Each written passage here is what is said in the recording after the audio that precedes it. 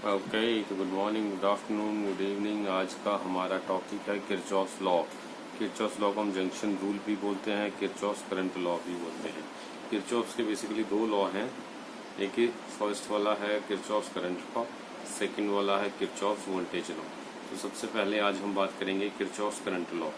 तो current law में सबसे पहले जो इम्पोर्टेंट टर्म्स हैं हम वो सीखेंगे। सबसे पहली इम्पोर्टेंट टर्म है हमारे पास, दैट इज कॉल्ड जंक्शन।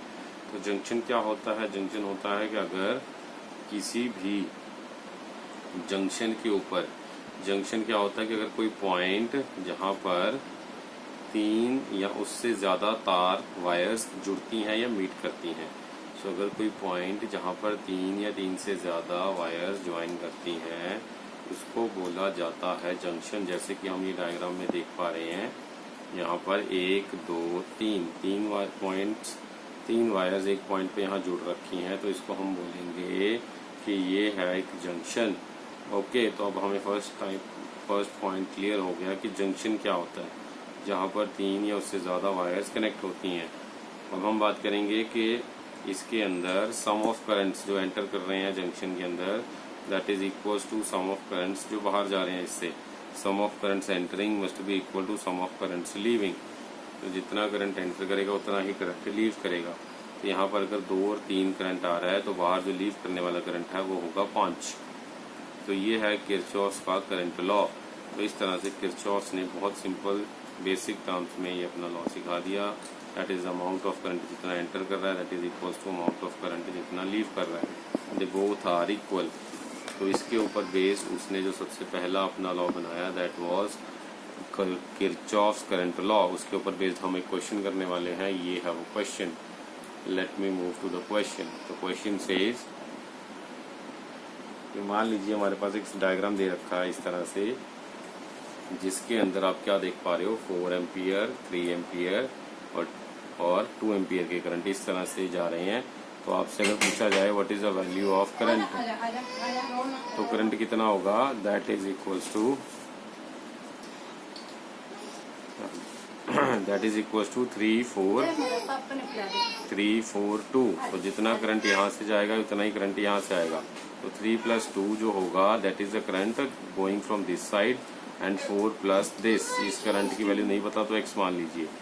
तो हमने अब करंट इन द सर्किट अगर फाइंड करना है तो करंट इन द सर्किट होगा sum of current entering must be equal to sum of current leaving. तो अगर जो करंट एंटर कर रहा है, अगर मैं यहाँ से देखूँ 3 + 4 7 एंटर कर रहा है, that is equals to 2 + I current जो लीव करेगा। तो 3 + 2 4 इज इक्वल्स टू 2 + I। तो 7 इज इक्वल्स टू 2 + I। तो यहाँ पर I की वैल्यू आ जाएगी 7 - 2, दैट इज 5 एम्पियर। तो इस तरह से हमने इसकी वैल्यू को निकाल दिया। Next is identify the junction and the node in the circuit. यहाँ पर जंक्शन और नोड के बारे में आपको पूछा जा रहा है, what is the junction and the node.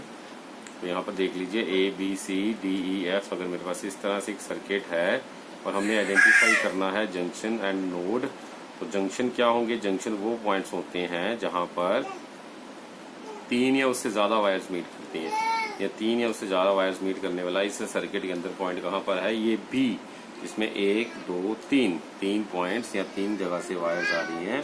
तो this is called a junction.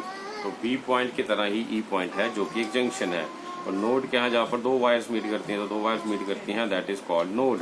तो यहाँ पर नोड जो है that is equals to A F C D। तो ये इसके नोड्स हो गए।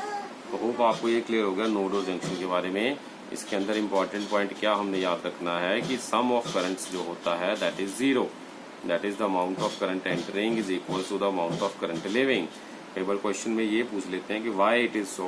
तो आंसर इसका ये है, because it is based on the principle of conservation of charges. तो इसका मतलब क्या हुआ, इसका मतलब ये हुआ कि चार्ज पर यूनिट टाइम जितना एंटर कर रहा है that is equals to charge per unit time जितना लीव कर रहा है। तो charge per unit time entering is equals to charge per unit time leaving. तो इसका मतलब जितना चार्ज आया उतना चार्ज लीव कर दिया। तो इसका मतलब इसने कंजर्वेशन ऑफ चार्जेस का जो है, कंजर्वेशन ऑफ चार्जेस का प्रिंसिपल को फॉलो करा। तो it has followed conservation of charges principle. तो यहाँ से ये कॉन्सेप्ट क्लियर हो गया। अब नेक्स्ट हम मूव करेंगे इसके अंदर, किरचॉफ लॉ के अंदर। 1 minute. Okay, value of current. Positive कब लेते हैं? Value of current. नेगेटिव कब लेते हैं?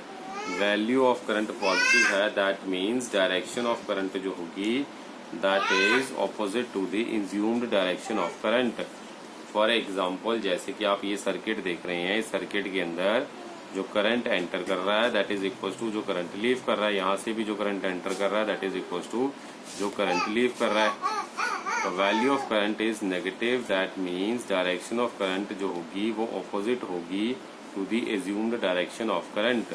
फॉर एग्जाम्पल, जैसे कि ये इसमें 4 एम्पियर करंट इधर से आ रहा है, 3 एम्पियर करंट इधर से आ रहा है, और यहाँ पर हमने लिखा हुआ है नेगेटिव 3 एम्पियर।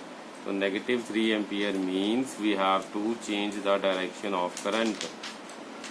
नेगेटिव करंट की डायरेक्शन को ऑपोजिट डायरेक्शन में जो है हमें कंसिडर करना पड़ेगा, बिकॉज अगर आंसर में नेगेटिव आ रहा है value, that means the direction of current which we have considered, जैसे कि इस केस में हमने टॉप से बॉटम की तरफ कंसिडर कर रखी है डायरेक्शन करंट की, वो उसके एक्चुअल में करंट उसके ऑपोजिट डायरेक्शन में जा रहा है। That means current is actually going from bottom to top, but we have assumed that current is going from top to bottom. So negative 3 means we have to change the direction of current. तो फिर हम अगर circuit को redraw करेंगे तो इस तरह से सर्किट रीड्रॉ हो जाएगा 3, 4 और नीचे से ऊपर की तरफ 3, एंड करंट की वैल्यू आ जाएगी 10 amperes, because 3, 3, 6 plus 4 sum of all currents, क्योंकि सारे करंट्स इस पॉइंट पर एंटर कर रहे हैं, तो सम ऑफ ऑल करंट्स की वैल्यू हो जाएगी 10 amperes. Next is Kirchhoff's second law, जिसको हम लूप रूल भी बोलते हैं या फिर किरचॉफ्स वोल्टेज लॉ भी बोलते हैं। ये लॉ क्या कहता है कि algebraic sum of change in potential around the close loop is 0। तो अगर हमने मान लीजिए ये एक लूप ले लिया ABCD, इस लूप के अंदर यहाँ पर नीचे एक बैटरी लगा हुआ है, इसके साथ 2 रेजिस्टेंसेस इस तरह से लगे हुए हैं। तो according to Kirchhoff's voltage law, जितना भी पोटेंशियल है, sum of all the potentials एक सर्किट के अंदर इज इक्वल्स टू हो जाएगा 0। That means summation V is equals to 0। तो अगर हम स्टार्ट कर रहे हैं from point A to B, B to C, C to D, D to back A, तो sum of all the changes in the potential of the cell and the resistance is 0।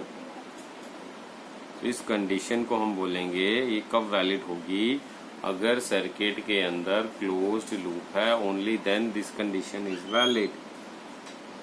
So as change in potential जो होता है वो 2 तरह का हो सकता है।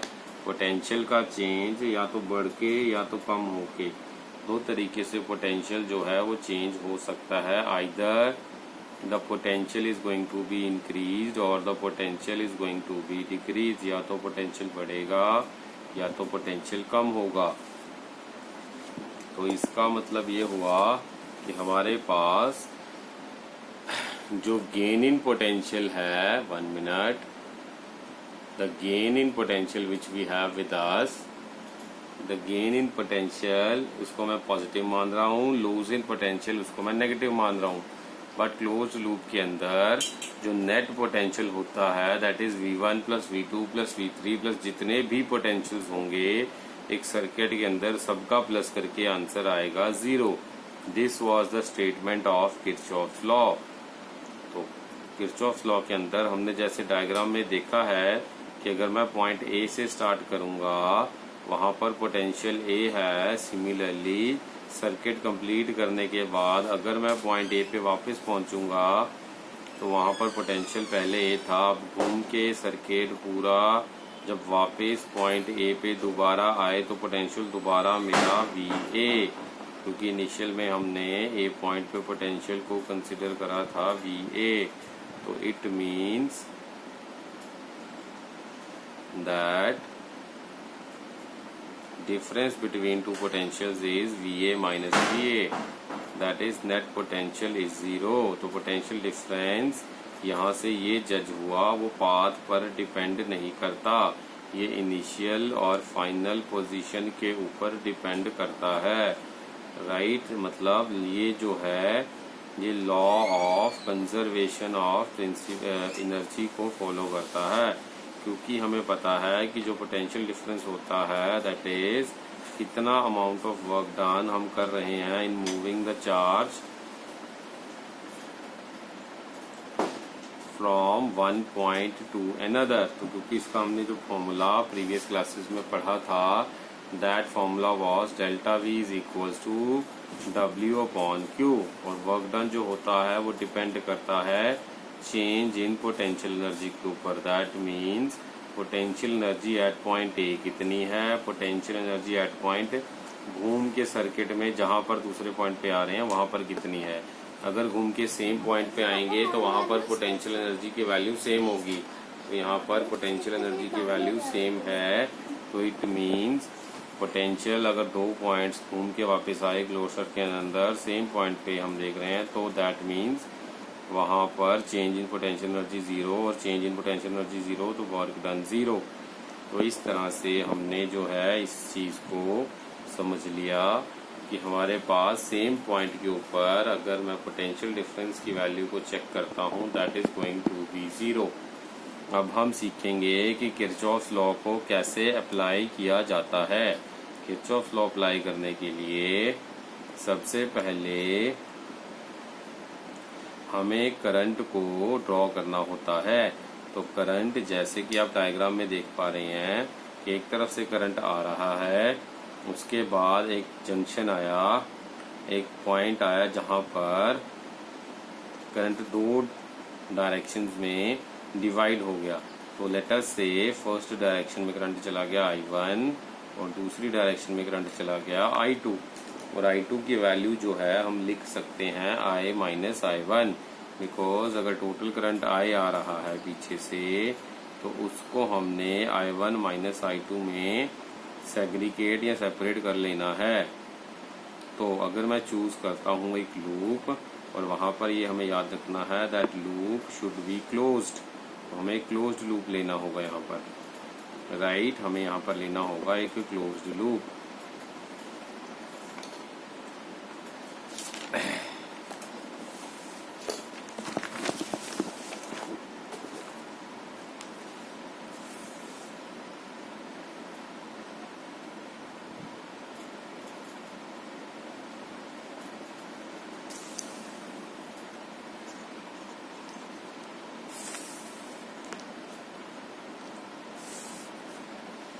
So for a close loop हम क्या बोल सकते हैं, एनी नंबर ऑफ रेजिस्टेंस वगैरह क्लोज लूप के अंदर लगे हों, हम यहाँ पर सर्किट में वैल्यूज को फाइंड कर सकते हैं।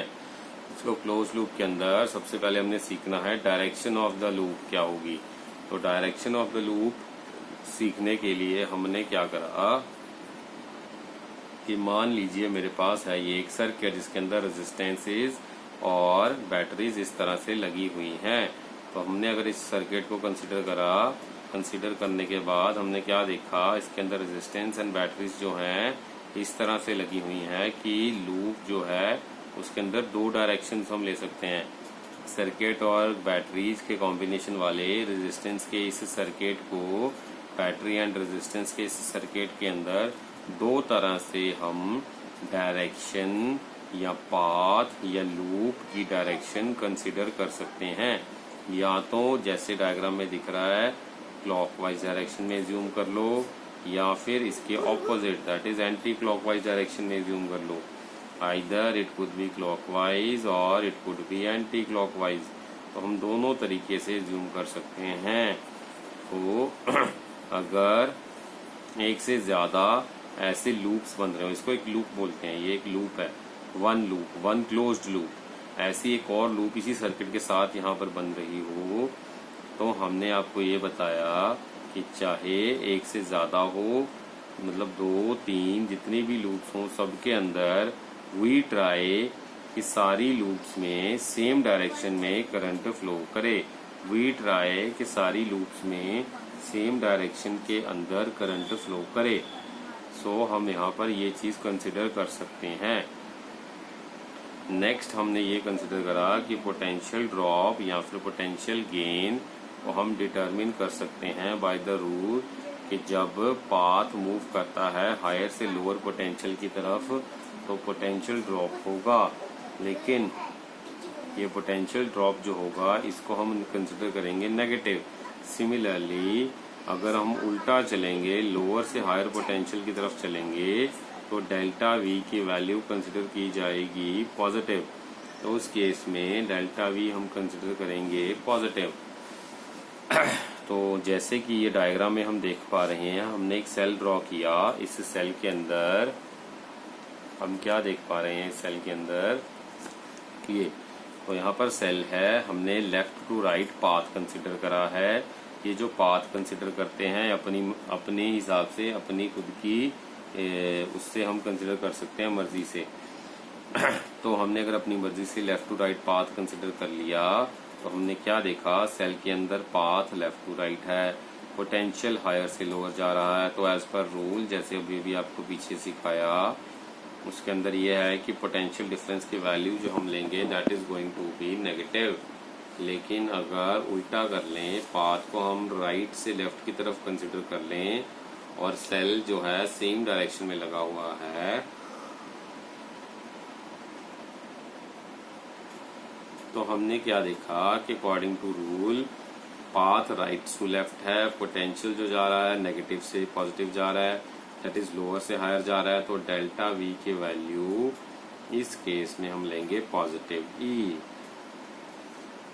तो हमने याद क्या रखना है, अगर इसका स्टोरी का समरी ये है कि अगर पाथ जिससे हम एज्यूम कर रहे हैं कि वो बाहर की तरफ जा रहा है या अंदर की तरफ जा रहा है, तो हमने ये देखना है अगर हम लेफ्ट से राइट पाथ कंसिडर कर रहे हैं तो हम कहाँ से बाहर निकल रहे हैं, तो हम नेगेटिव टर्मिनल से बाहर निकल रहे हैं।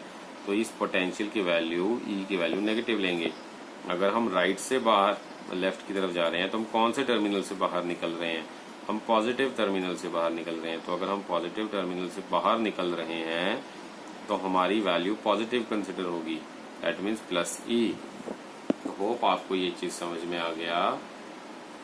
Okay, moving to the next, हमारे पास रेजिस्टेंस के लिए भी रूल होता है एंड दैट रूल सेज अगर मेरे पास है एक रेजिस्टर और करंट आई फ्लो कर रहा है रेजिस्टेंस के अंदर से, तो पाथ कंसिडर करा जाएगा उसके लिए फ्रॉम लेफ्ट टू राइट। जैसे ये रेजिस्टेंस है, अगर करंट आई फ्लो कर रहा है तो पाथ होगा लेफ्ट से राइट। अगर मैं कंसिडर करता हूँ तो डेल्टा वी की value is equals to minus I into R. Similarly अगर रेजिस्टेंस है और करंट की वैल्यू लेफ्ट से राइट है तो पाथ चूज करेंगे फ्रॉम राइट टू लेफ्ट, तो डेल्टा वी की वैल्यू हो जाएगी पॉजिटिव आई इंटू आर। अब यहाँ पर शॉर्टकट क्या देखा हमने, सेल जो है, सेल के अंदर अगर पाथ जो है वो लेफ्ट टू राइट है तो पोटेंशियल जो होगा हायर टू लोअर तो पॉजिटिव, अगर लोअर टू हायर तो नेगेटिव। और रेजिस्टेंस के अंदर अगर पाथ और करंट ऑपोजिट तो पॉजिटिव अदरवाइज नेगेटिव। तो इस तरह से हमने जो है किरचॉफ के रूल्स को सीख लिया।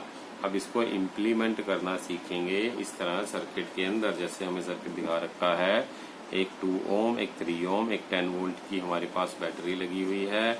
हमसे पूछा जा रहा है find the current in each resistor.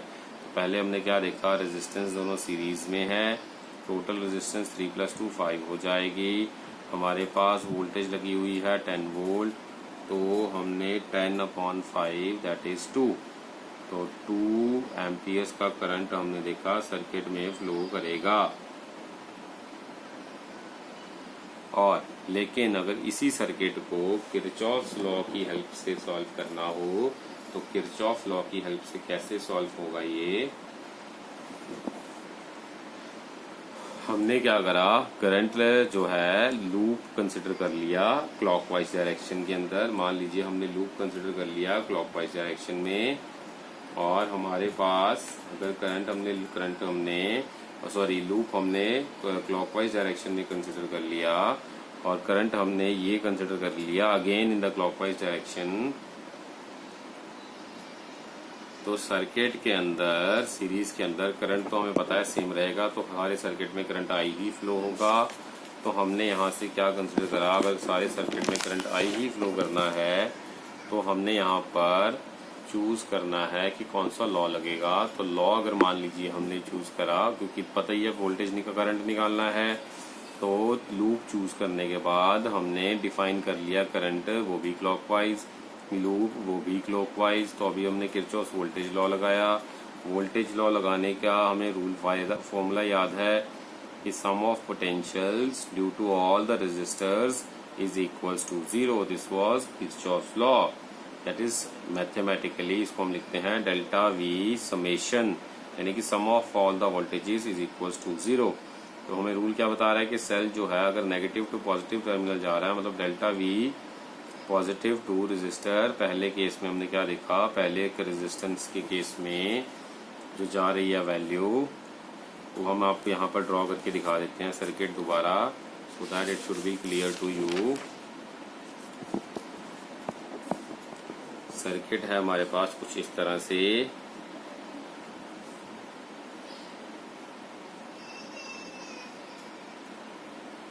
Current यहाँ से आई जा रहा है, ये 2, यहाँ पर 3 और करंट आई जा रहा है। तो हमने क्या देखा, यहाँ पर हमने ये ऑब्जर्व करा कि हमारे पास अगर यहाँ पर वोल्टेज लॉ लगाया जाए तो voltage law says, Kirchhoff voltage law says delta V is equals to zero, summation delta V is equals to zero.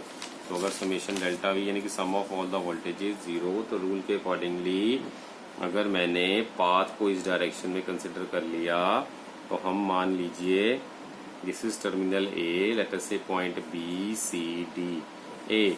तो if we are moving from A to B, B to C, C to D, D to back to A, अगर ये path पे मैं चल रहा हूं, तो दैट मीन्स हम नेगेटिव टर्मिनल से सेल के अंदर और पॉजिटिव टर्मिनल से डेल्टा वी जो है अगर लीव करेगा, तो पॉजिटिव टर्मिनल से अगर लीव कर रहा है, क्योंकि नेगेटिव से एंट्री और पॉजिटिव से लीविंग, तो हम लेंगे पॉजिटिव 10 वोल्ट। उसके बाद हमने क्या देखा, रेजिस्टेंस के केस में रूल क्या था, अगर रेजिस्टेंस और करंट दोनों अगर करंट की डायरेक्शन और पाथ की डायरेक्शन दोनों सेम हैं, तो हमारे पास वैल्यू जो होगी इसके अक्रॉस जितना वोल्टेज होगा उसकी वैल्यू हम लेंगे negative, that means negative 2i। Similarly अगर यहाँ पर भी नेगेटिव 3 इंटू आई लेंगे, that is again equals to zero, क्योंकि यहाँ पर जितनी वोल्टेज होगी उसकी वैल्यू नेगेटिव या पॉजिटिव लेने के लिए रूल क्या है कि अगर करंट की direction in the resistor and path same है डायरेक्शन में, तो नेगेटिव लो, अदरवाइज पॉजिटिव लो। तो यहाँ पर हमने बी से सी की तरफ जब मूवमेंट देखा, उसमें से हमें पता चला कि direction of current is from B to C and direction of path chosen by us is also from B to C, क्योंकि क्लॉकवाइज है तो बी टू सी ही जा रहा है ये भी, तो इसको हम नेगेटिव लेंगे। तो यहाँ पर वोल्टेज कितनी होगी अब हमने वो निकालनी है, voltage V is equal to I into R. तो R की वैल्यू है 2 और करंट की वैल्यू है I, तो 2i वोल्टेज है यहाँ पर, तो हम लेंगे negative 2i, that's why we have taken negative 2i। Similarly C से D की तरफ अगर हम जा रहे हैं तो करंट की डायरेक्शन है C टू D, तो अगर करंट की डायरेक्शन C से D की तरफ है तो इसको हम लेंगे नेगेटिव अगेन, और वोल्टेज यहाँ पर कितनी होगी 3 into I, that is 3i।